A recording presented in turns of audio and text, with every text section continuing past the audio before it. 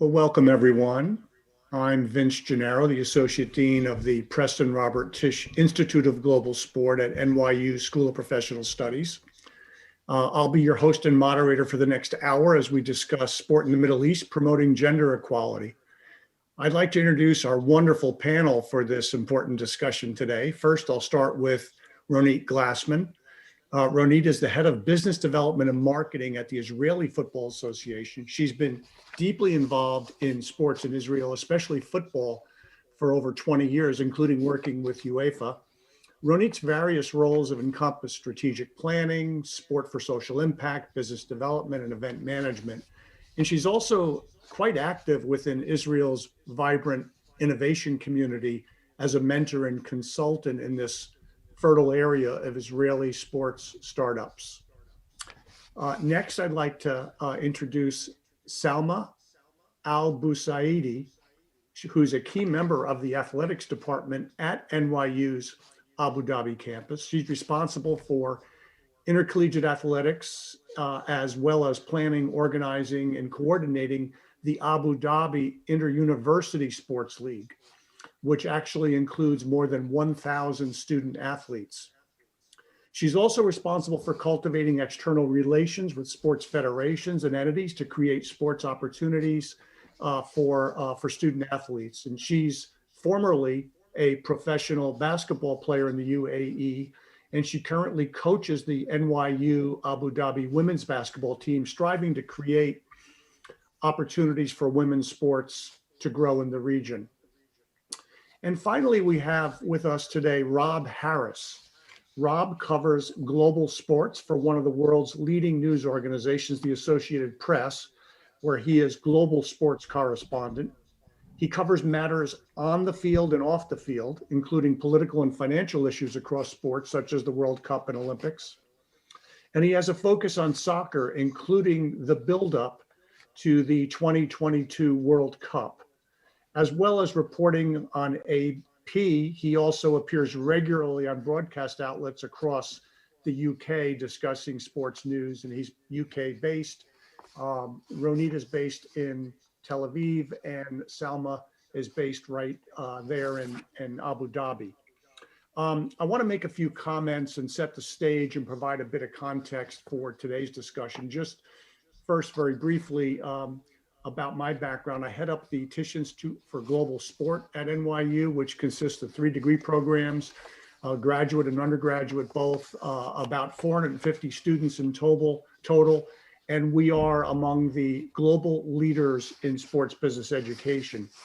I also host a weekly radio show on Sirius XM on sports analytics, and I teach leadership in sports in our MS in Global Sport program. But perhaps even more relevant to today's program, early in my career, I was involved in women's sports. 40 years ago, when I was a young man in my 20s, I raised some capital and bought and led a franchise in the Women's Professional Basketball League. And that was only 7 years after Title IX legislation was passed here in the US. The league was clearly ahead of its time and failed for lack of financial support.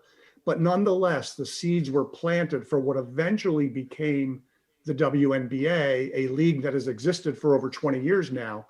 And in some ways, the early days of women's professional basketball 40 years ago in the US bear some resemblance to where women's sports is in the Middle East today.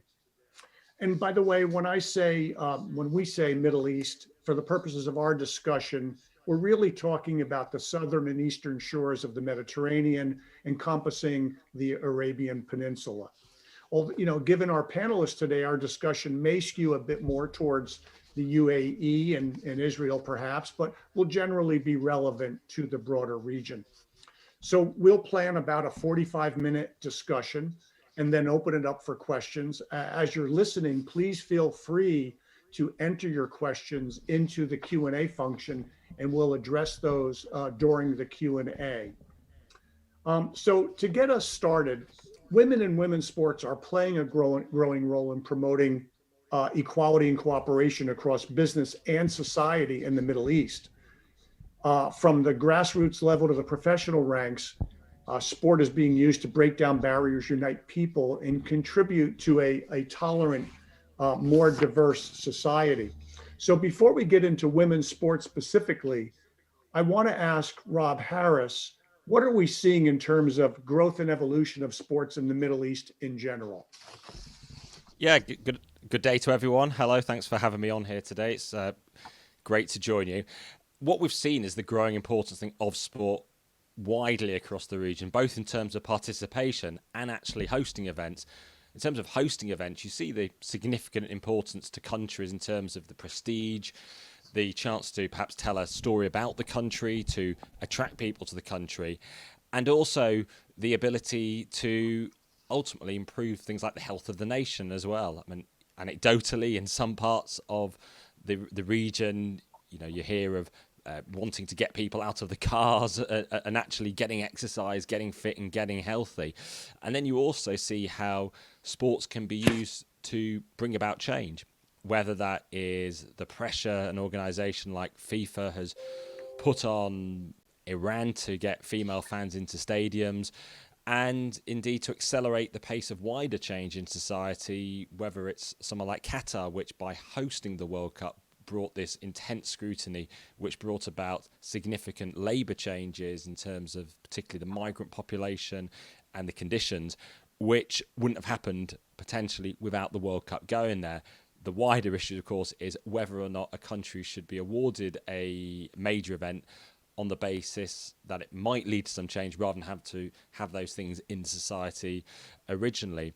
And also, more generally around particularly this topic as well, growing female participation in sport widens the prominence, widens and reduces the gender gap that can often exist in society as well. And there are all manner of other spin-off issues in terms of bringing about sponsorship revenue and commercial income as well, and ensuring there's more of a parity there. But certainly, what we have seen in the Middle East in particular is this drive to bring some of the major sports events to the country. Even just today, an offer from Israel to maybe step in to try to host the men's Euro 2020, which are still called 2020, even though they're postponed until this year because of the progress with things like delivery of vaccinations, which might ensure it's in a better condition to host parts of a major event than the rest of Europe, because elsewhere in the Middle East we have now seen major football events already going there with the 2022 World Cup, the IAAF World Athletics Championships in Doha in 2019, the various attempts maybe to bring an Olympics as well to the region, which would obviously accelerate things to another level, because we're still only, it was only 2012 that every delegation at the Olympics the first time did have women as part of it in London 2012. Sorry, I just lost connection. I just got back. Sure. Let me repeat my question. So how would you describe the state of women's sports in the region today? First, thank you, Vince, for the introduction. And it's a great pleasure to be here with all of you. Sports in the region now is still in the very developing stage. It's a very developing stage where we are beginning to start grassroots participation just in this couple of past 2 years, and it's also different from a sport and a sport. Like for women's football, it's a little bit more developed than, let's say, women's basketball, and women's volleyball is more developed than women's basketball, and it's different from sports. But there's obviously much more support from the government, much more support from the families from the past couple of 5 to 10 years. Yeah, well, and we've seen quite a journey in women's sports in the region over the last decade. Really, I think is probably the most progress has been made, and we'll get into that a little more in just a few moments. But Ronit, from your vantage point in Israel and your involvement in international football, how would you characterize the changes we're seeing in women's sports today in the world that you live in? Well, first of all, again, thank you, Vince, and thank you for the introduction and spotting some interesting views over women's football and generally. Well, I think that we are still in development level. maybe it could be a bit more advanced from Salma's environment, but still, when I compare it to Europe, so we have still a lot of work to do. It's not just a culture thing. I think it's also part of the infrastructures and the structure of the country and the religious, etc. But I can see a massive process going through major, let's say, statements or developing grassroots level, trying to compete a bit elite levels. This isn't the point of professional football, but I can spot a light on the business perspective of women in sports industry. And here I think we have a bit a lead because, for example, in the IFA, in the Israeli Football Association, we have like between 20 to 25% women holding very high positioning in the federation, which is quite unique. I think also in compared to Europe, I don't know in the States, but so it's something that it's definitely unique to, I think, to the Israeli society in general, but also for our federation, which both things should lead for a major process in the future. Yeah, interesting. One of the questions I think that's important to understand is in the evolution of women's sports, will it follow or will it lead cultural change? And to what, perhaps a little bit of each, but which is more of the role you anticipate women's sports development playing as a trailblazer, as a pathfinder, as a lead activity, or something that will eventually be brought along by cultural change and modernization, we'll call it. Anyone? Rob, do you want to weigh in? Yeah, I mean, it's a wide area in terms of the cultural change it can bring about in wider prominence in society. I mean, you can see some more male-dominated societies in the region, and actually through sport, you get athletes gaining headlines, gaining prominence, gaining that attention, and it brings a new light onto the country as well. There are new role models as well for so many in society when you get athletes achieving success, particularly at an Olympics, where some of the sports that might not get their usual prominence do so because they're suddenly thrust into the limelight as well. And also, there is that wider sort of educational sense as well. The fact that actually through sport you can educate and you can bring about that sort of connections across societies and actually interlink the region as well. It's a way of actually bringing countries together, particularly in the Middle East, which can have its divisions, can have fractured moments. If we have harmonious relations in terms of sports, that's a way of actually bringing about and engineering, the necessary change. I mean, it moves away from perhaps narratives we might have seen in the past when and issues about, the refusal of countries to play against each other, not showing flags on screens, and actually it's often at a sporting moment that that these moments are magnified and sharpened and perhaps accelerate the changes. Yeah. In fact, Rob, you've written recently about the recent incident in Qatar with the female referee, and maybe you can just comment on that a moment. Yeah, this was an interesting episode that happened last Thursday. So the Club World Cup was being held in Qatar, and the final took place. And in the medal ceremony after the game, as long as Bayern Munich collecting their trophy, the referees were also introduced to the line of dignitaries, including a Qatari sheikh, a Bayern Munich official, after speaking to the FIFA president Gianni Infantino. And a video clip went round, which was showing various fist bumps between male participants, but not the female officials, the match referee who'd been at the tournament.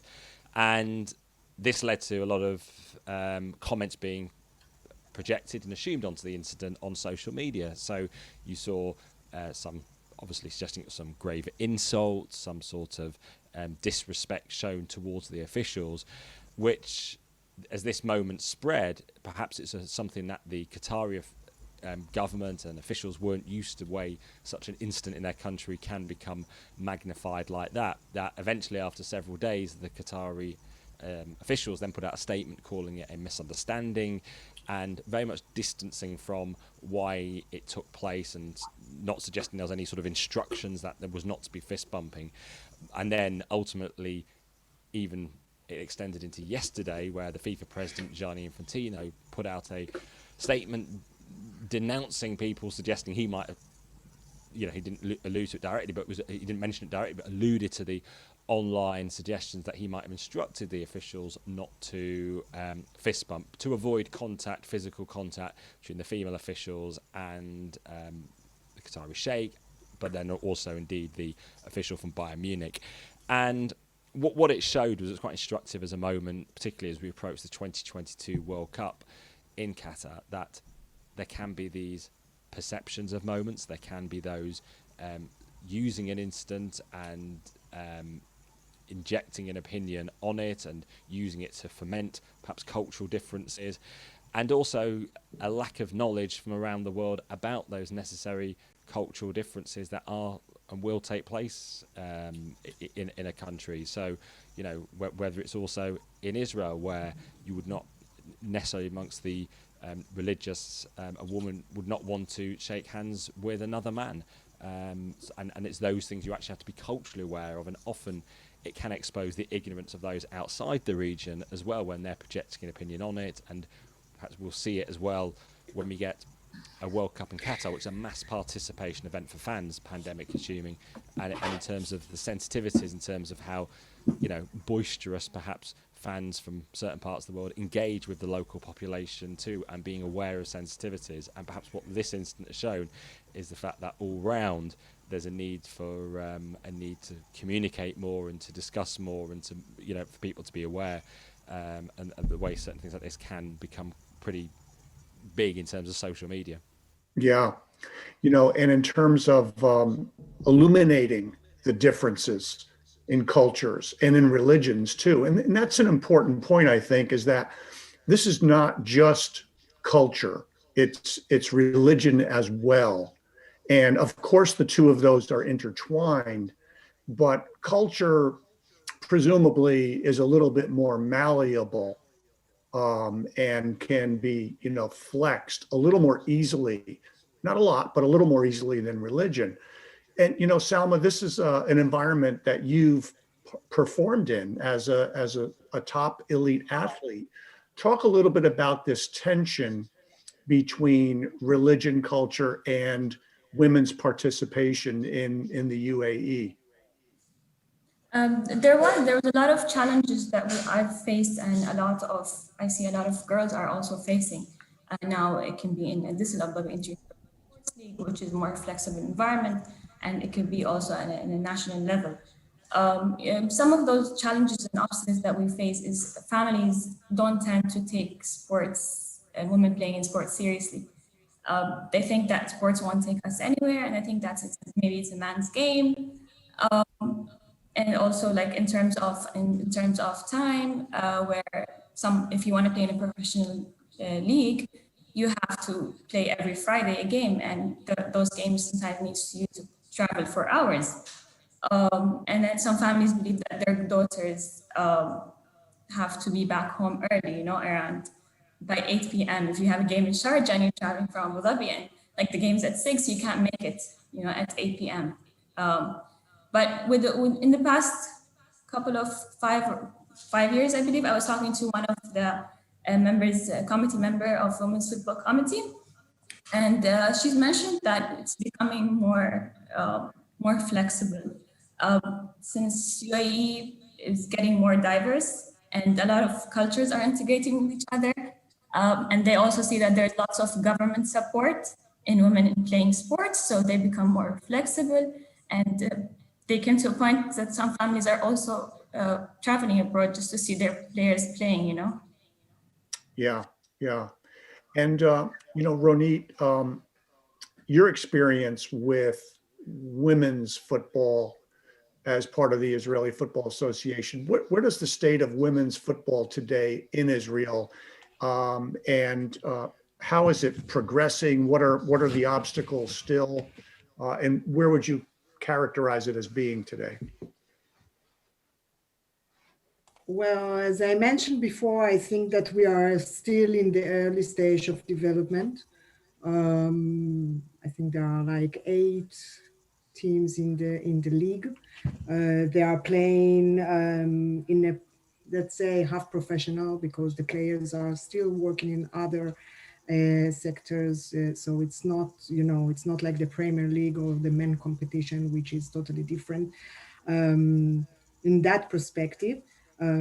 But I think in terms of awareness and the sense of importance that this sport should be in the society and take place in the future, we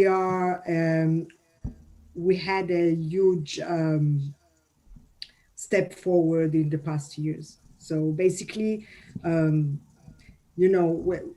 are much more discussions about the rights of the players or the rights to play football. I think the obstacles, it's not just in terms of clash of cultures and religious that we have, our society is very diverse. And as Rob mentioned, we have religious, ultra-religious people, and the Arab that are also sectors that are ultra-religious. So basically it leaves you with like 60 or 70% of the population. Just, in numbers, it's lower the numbers of participation. But still, in my sense, I'm more, I work more with the men competition, I must admit, in my role, but I feel that it's coming more legitimate. So it's more on the table. The press are more into reporting if it's incidents that they love it, but also they're getting more spot in the media. They're more interest in other stakeholders, the government that also supporting in special initiatives to promote the women's football in the past decade. So it's really progressing still. We have a lot of work, and again, I'm pointing the infrastructure and the lack of infrastructures also for men competition. Actually, it's not, it's a general problem. So when you need to leave room also for women departments, it's becoming more difficult. So this is, I think, the main obstacle to that today.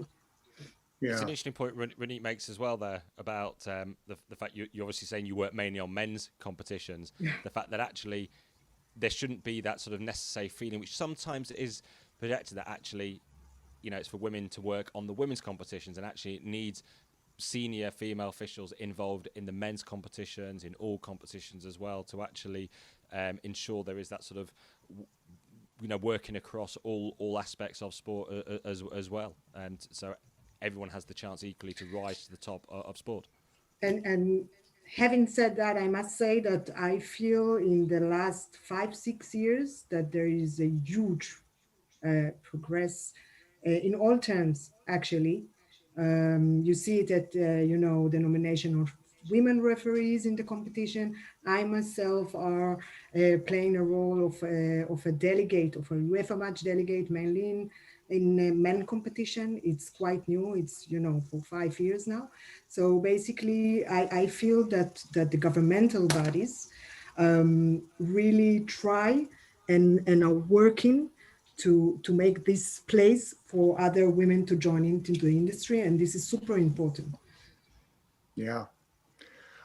It seems that for women's for women's sports to truly progress, there's a mix of the pull, the draw from the role models and so forth at the professional and top level, combined with the ability and access to participation at the youth level.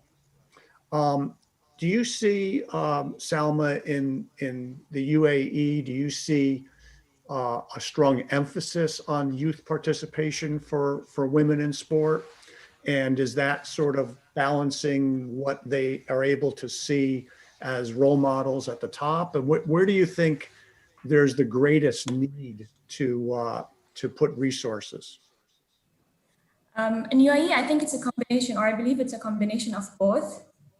I always say great grassroots are really great, but then how do you encourage children or your younger female to play if there is no one, a role model that they can look up to? And as I mentioned, I think we're still in the developing level. We don't have much of role models.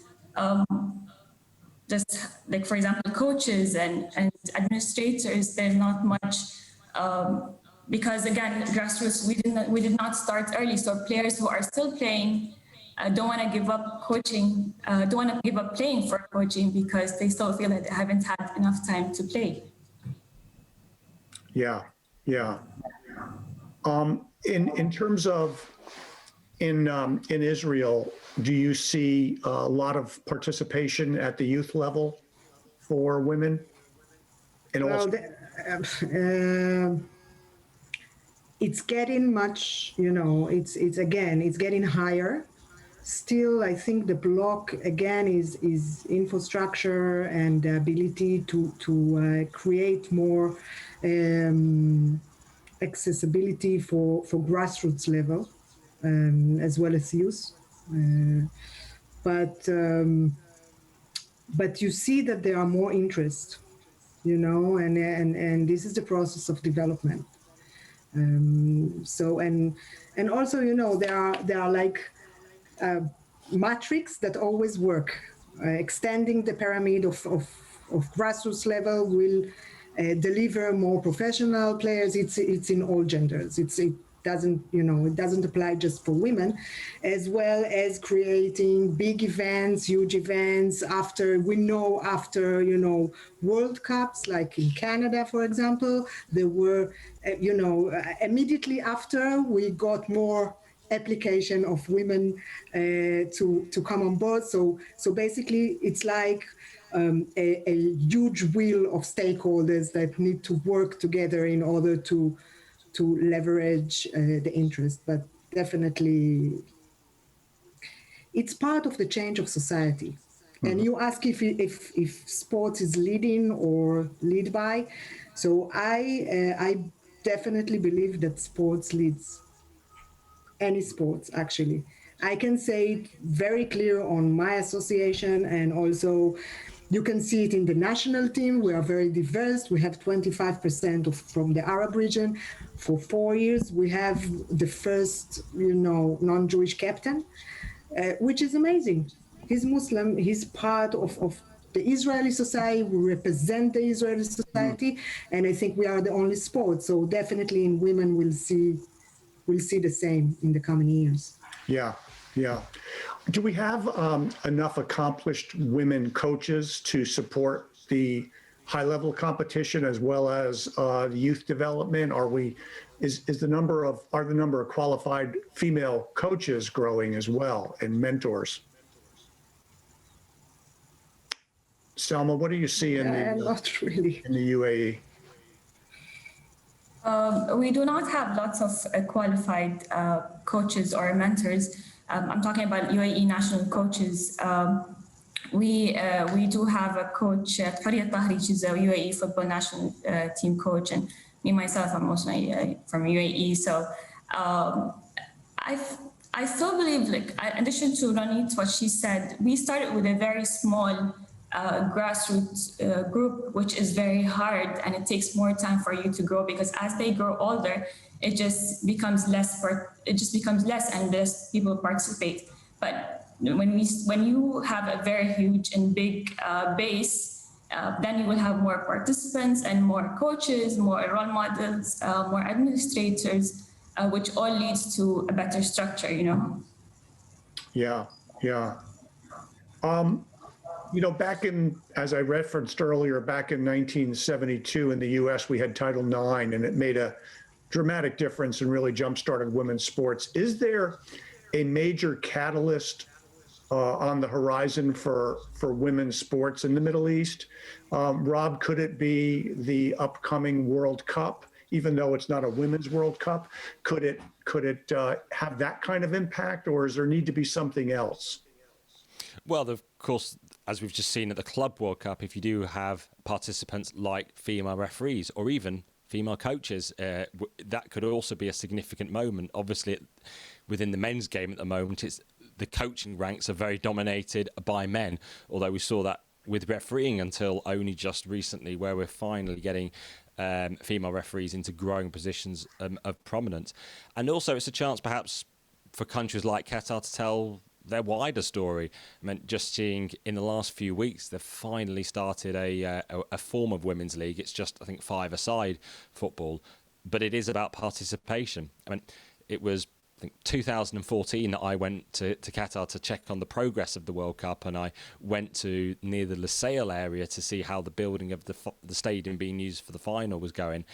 And I encountered some girls playing cricket on a Saturday morning, so perhaps something quite unusual there, which is I wasn't expected to find cricket there, but also perhaps to find a young girls team, which shows actually how bringing up through the grassroots as well is starting to bring about the change. And actually, as you have a greater number of female athletes, then later you get the coaches coming through, because they might move into become coaches, and they can help to sort of raise the standards then of future athletes as well. But certainly it's all about how a country uses a moment in the spotlight. How does, say, the Qatar World Cup, how is it harnessed by the rest of the region? And again, so much will depend on the progress of the peace, if you were to call it that, the thawing of tensions between the Gulf states at the moment, and how much the World Cup can be delivering on its original aim of a country like Qatar, which is a sort of a Middle East World Cup, one that sort of brings cultures and the countries together. Yeah. Ronit, you had a situation, an event about 18 months ago where the Chelsea FC women's team came to Israel to play the Israeli national women's team. Did that event serve to be an accelerator in some ways for women's sport development? Was it able to be used in that fashion? Yeah, absolutely. Absolutely. I must say that, creating this event, you needed a lot. You needed to be, very pioneer initiative, because it like didn't fit anyway. Teams are not playing with the national team. Clubs are not playing in a national team level, even in not for friendlies. So basically, we needed to reinvent it.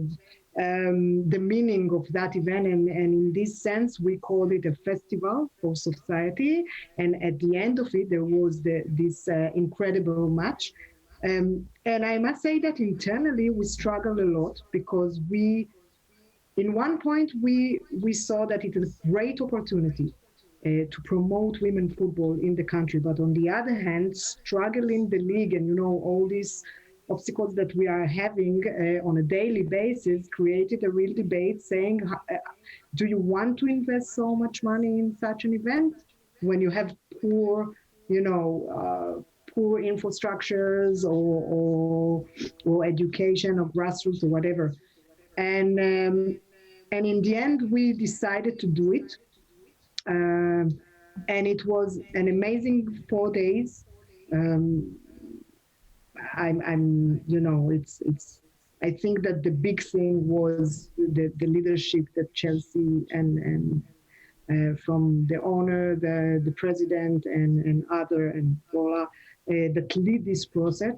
But I feel that it was a great milestone in women's football. And there is also great results afterwards, because after that event that we filled the stadium with 10,000 people, which is super unique in Israel. It was the biggest sport, women's sport ever attended. But we created also a database that people started to follow the national team, like 2,000-3,000 people each match after that match. So this is a huge process. It went also for, stakeholders, commercial aspects. And so it was like giving a huge stage for something that was about to explode. Yeah. And it was, I really feel that it made a huge process in the understanding that women football should have a great place, their place in the country. Yeah. And, as you've said to me before, the return on investment of these events comes in terms of empowerment and equality, in addition to hopefully some financial payback for the sponsors, the people who invest in it. But it really is about empowerment and equality. And these are long-term investments that shouldn't be expected to pay off immediately financially. Salma, what about the opportunity for either the governments playing a role in advancing women's sports in the region, or private corporate sponsors who would be inclined to provide women's sports a boost, to subsidize infrastructure, equipment, fields, even places to play? What's your feeling on that topic, and are you seeing some of this in the UAE?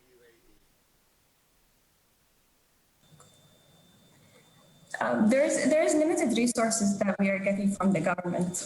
In my opinion, men's football is extremely popular in the region, and those limited resources, most of it goes to men's football.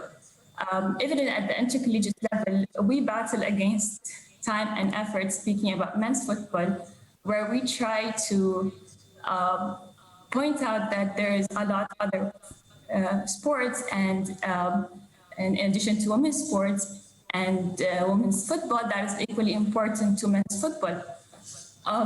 Going back to your question, there is support from the government. There is, for example, in the region, of course, there is the golf tournament, Women Ladies Golf Tournament. There's Arab Women in Sports Tournament that takes place in Sharjah. That's in a professional level. There's also triathlon events and marathons that they invite women and men, top women and men, to play in.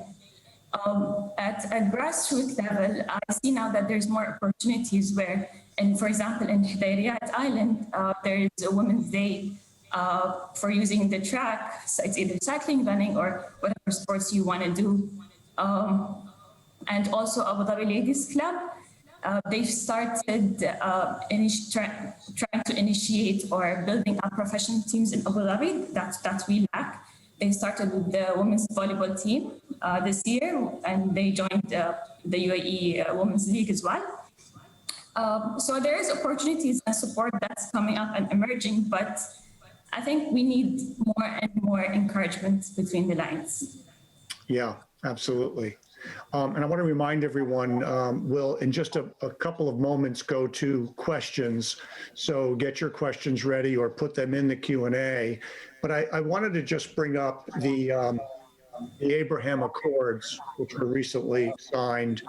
And this speaks to greater cooperation between Israel and the UAE, obviously encompassing both genders. What might this do for women's sports? It has far-reaching impact beyond sports and beyond women's sports, but what might it do? Anyone? Rob, Ronit, thoughts on that? Well, I can represent, the football industry in Israel. So basically, we did already an agreement with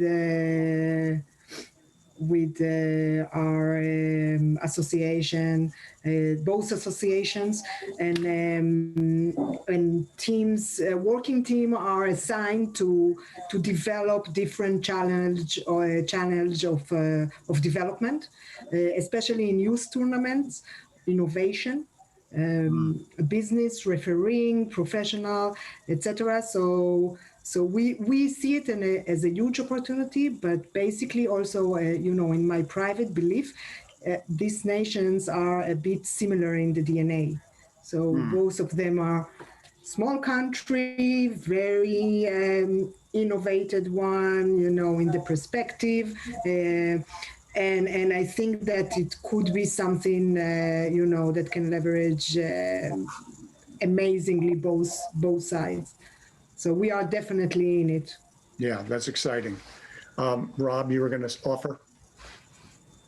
Yeah, I mean, fundamentally, it could be the gradual progress towards allowing greater sports participation between the nations, because, of course, Israel has to participate. If you look in football, in Europe, it has to be part of the UEFA region because it can't play in the Asian Football Confederation due to the hostilities of some nations. In the long term, that could be something, you never know, that could be explored. It might help a country like Israel qualify for events like World Cups or more regional championships, which then improve the actual ability of players and the participation. I'm not sure, maybe Israel prefers being part of UEFA.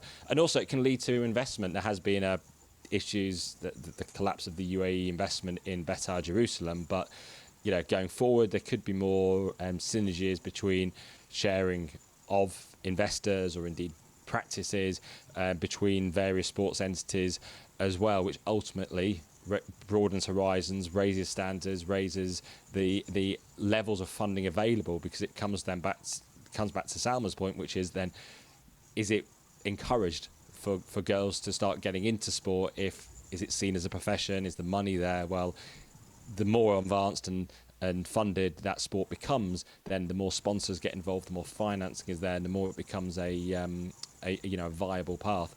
And ultimately, you hope things like the Abraham Accords lead to an end of the sort of what are the petty issues in sport, as I alluded to earlier, where you can have participants in a sporting competition where flags aren't shown either in the venue or on television, and there are refusals to for competitors to play against each other. We saw in judo at the Rio 2016 Olympics with the Iranian judoka. So those are the things that you want to see eradicated, and hopefully helps to sort of bring people together more broadly as well. And through sport, that's how it can be achieved, because it is the language of so many people. Yeah. Sal, You know, go ahead, sorry, please. Vince. I mean, and sports bring people together. Absolutely. It's a wonderful catalyst for that. It's the place where people who have very opposing views on politics, on religion, on culture can sit down side by side and share something in common, whether it's participation or whether it's cheering for their favorite club. It has a wonderful ability to create that impact and change. I wanted to shift to the Q&A, and I see in our audience today we have Dr. Nilufar Rouhani. She is a PhD from Deakin in Australia. Dr. Rouhani, I actually read your entire dissertation last week in preparation for today, so it's an honor to have you here with us today. You've written extensively, a women's sports participation in the UAE, a case study. You wrote this, published it 3 years ago now. You asked the question, female players stress the fact that the role of media is vital to changing the discourse in society regarding female sports participation. So the UAE has done much to ensure female sports does get media exposure. What else can we do to ensure that the women athlete gains that exposure to help accelerate it and essentially validate it, legitimize it, and promote it? Rob, let me come to you first, being a member of the media. Yeah, I mean, there's an obligation on the media to not be male dominated in sports coverage. It has been like that for far too long, where in many parts of the world it is the male sports that can dominate, or the men's competitions, and perhaps often only at Olympics do you get more of a sort of towards gender equality. But then it's also about the stories being told. It's about the PRs, it's about the communications specialists and the countries themselves and the sports bodies to ensure that they are promoting women's sport when it does exist. I mean, it was only me searching around that I happened to spot that in Qatar they started a women's football league that I mentioned earlier just a few weeks ago. That was, something I wasn't aware of, something that in all the conversations that I might have with the country with Qatar about build up to the World Cup, the recent Club World Cup, it's something that isn't mentioned. So that's where you see these stories can't be hidden. And actually it's about coming forward and also giving prominence to the athletes as well. And the more female athletes are written about and their competitions, the greater the prominence is, and the more the public is aware of the names. So you see after something like the 2019 FIFA Women's World Cup in France, the profile is raised, the TV audiences grow, therefore these names have more familiarity around the world, which means there's growing interest, people are more engaged, people are more tuned in. And then you also have that's the broadcasters, that's the actual main rights holders of these events, to actually start to give more coverage in a way that they do have the platforms to do so, and a professionalization of coverage.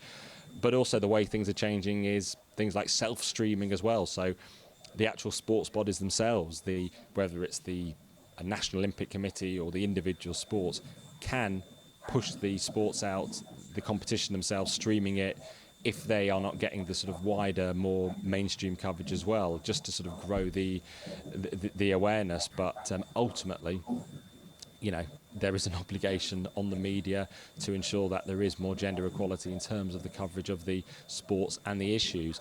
And with that, it also brings more scrutiny as well. So we saw at the FIFA World Cup in France in 2019, then there becomes more of a focus, actually, what is FIFA doing on each particular area? And there becomes that form of equal treatment as well. Actually, are they doing enough to promote the sport? Are they doing enough to sell tickets? What are they doing? Some of the, the same questions that we've been familiar with over many events over the years too. Yeah. I have a question for both Salma and Ronit. What has been the most challenging about working as a high-level professional in a male-dominated field? Perhaps, Ronit, you could host a whole seminar on this topic, perhaps, right? And I'm sure Salma could as well. Salma, why don't we start with you and then go to Ronit on this topic? It's very challenging to point out or views or change the perspective of let's say committees and federations and at decision-making level. For example, in Adisal and in HESF, we only have one female who is in the committee, and it's not enough. I think we should have more female at decision-making level just to balance this perspective, and that would make us have less challenges in a male-dominant field. Yeah, Ronit?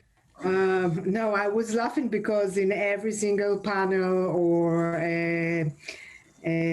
lecture that I do, this is one of the most famous questions. Yeah. So on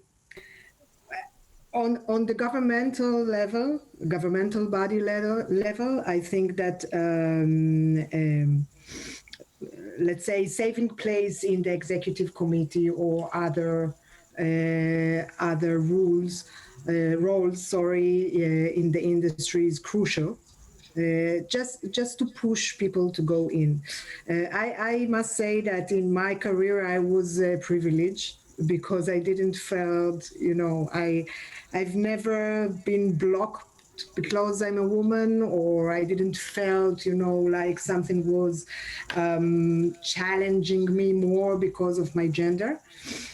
Still, as I'm 25 years in football, I see a huge process in that. So I can assure you that 20 years ago, when I came to the room and I presented a business development strategic plan, usually people were asking, we are talking to the owner of the company, a man, actually. So, and it was really funny to me. But I think, seriously, we need to get the room, but the responsibility is in the women's itself. They want to be part of it, and being part of it, it's tough. And that's fine, because in the business environment, it's tough anyway. I just last week I heard that in Israel, for example, in 2020, 32% women are, the salary of women are less than 32% from same position in the men, men holding the same position, which is crazy. So, just spotting the sport, I think sport again could lead the change for that. Because it's everywhere. Yeah, you're right. It is everywhere, and hopefully sport can have an impact. I have a question for you, Salma, which is, could you expand more about if there's any plans for building and developing a grassroots participation for girls? Is there any hostility from the population or the parents or from men players to inhibit that development? I would say there's a lot of support now from men players or parents for females to play sports. But at the grassroots levels up to now, the players are just playing in schools. There's a couple of women's teams that start the age of under 14 and under 16. For example, women's football, they started their first under 14, under 16 league just last year in the UAE. And I believe the grassroots we just need to get women to play. And it's very important to have that safe culture sensitivity environment for them to start playing that is convenient and that is nearby, let's say nearby their house, culturally appropriate, and that they have that community that is embedded in it. I think that's very important. And imagine if we have that around the city, that would be great. We'd have more students participation. More women at a younger age participate. Yeah. I want to make this distinction between, there's levels of resistance, then there's passive support, and then there's active support. And they tend to sort of follow a continuum, right? And, we see with a lot of social issues here in the US, we've gotten to a point where there is, passive support, and we've had passive support for years. So oftentimes it really takes active, aggressive support to make a difference. It's not just enough to clear the way because, and let down the resistance, because the whole infrastructure, the whole system is structured to keeping people in different places, right? So until you get to active support where someone up here is pushing this person up to be equal, you don't always make the progress you want to make. I just throw that in parenthetically. But another question is, how do we ensure sustainability of this effort? And do you see Title IX being implemented in the NYUAD region? Is that something that would make sense? And do you see any support for that? I'll ask Salma that question. Can you repeat that question, sorry? Yeah, It was not clear. So do you see something like Title IX which is Title IX, which allows for equal funding for female athletics in an intercollegiate setting in the U.S. Do you see anything like that coming into play in the UAE or in the Arab states? Well, I hope so. Until now, I don't see that coming, but I'm trying to be more positive about it here. It is becoming better. So let's say, for example, for me, when I was playing basketball, the last 2 years, my pay became a little bit closer to the men's pay. But that's in basketball. I mean, in the women's football, let's say in the women's national team, they still don't get paid for playing in the national team. They just get paid when they win games or tie games.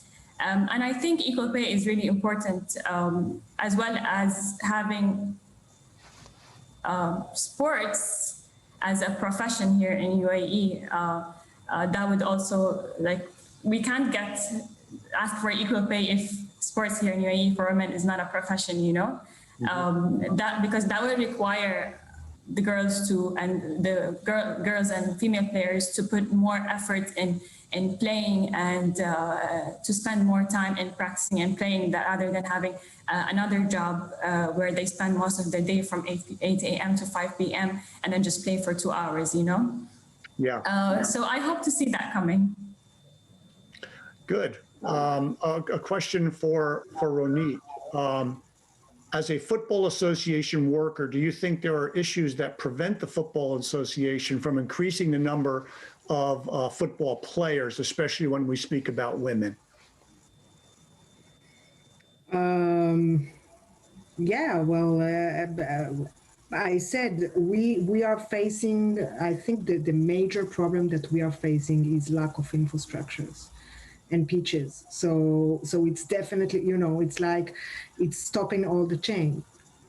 Even if you want to grow, it's, you know, it's limited. Sometimes in clubs, in youth clubs and the biggest club, they are training, they are splitting in half the pitches, and they are training three teams together.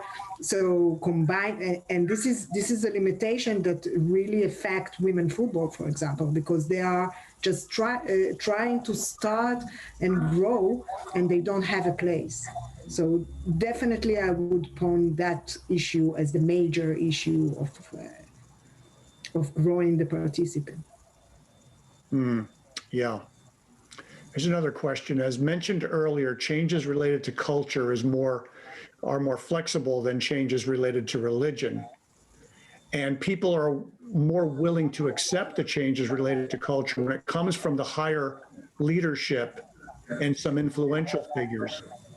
How much are leaders investing to move change forward, and what additionally would you like to see from those leaders to help support and accelerate the change and development of women's sport? Well, I want to, we can get a great example from Mr. Roman Abramovich, for example, which is super supportive to women football. It's amazing to see. And then, you know, you engage a lot of more. I saw in the event, for example, there were massive engagement from all stakeholders to drop in, because, you know, they wanted to be part of this leadership. So basically, this is a great example. But it's crucial that strong leaders will push it over. And I think also, if I can see, you know, if I consider the Israel Football Association that plays in so much roles in major points for women's, or UEFA, for example, or FIFA, that gives, again, sports for women in men competition and trying to diverse the competition themselves. So basically, I think this is the first step. You know, then you can allocate more resources in terms of human or budget or whatever. But we need these pioneers. Media is a crucial role in promoting, diversity and gender. One final question, because we're nearing the end of our time, is what can men do to support women in the field of sport? I'd like to hear really from each of you on this topic. Men sit in a position of power, reality, it's just the reality of it. And so what do they need to do to really support the equality of women and their participation levels in sport? Anyone like to weigh in first? Rob? Yeah, I think one of the key things can actually be ensuring that women are seen as the forefront of decisions in sport. And it's something we don't see very often, whether it's something like FIFA. FIFA does have a female general secretary for the first time, Fatma Samora, but she rarely has a platform. She's rarely given a platform, it seems, by FIFA to talk about the job that she is involved with or some of the big decisions that she's taking. It's not through the media want of trying. I mean, even things like when press conferences are held, it will be the men who are front and center. So that's where it begins as well. So, around the world, whether it's a female player or a coach, they're actually seeing at the top that the game is not just run by men.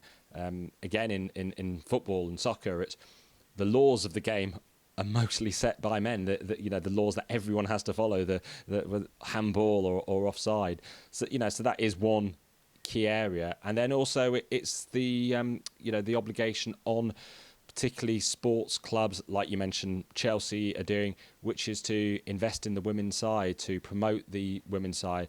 But it's not just about having, say, a women's team. It's about ensuring that they have access to the facilities and the coaching that's required.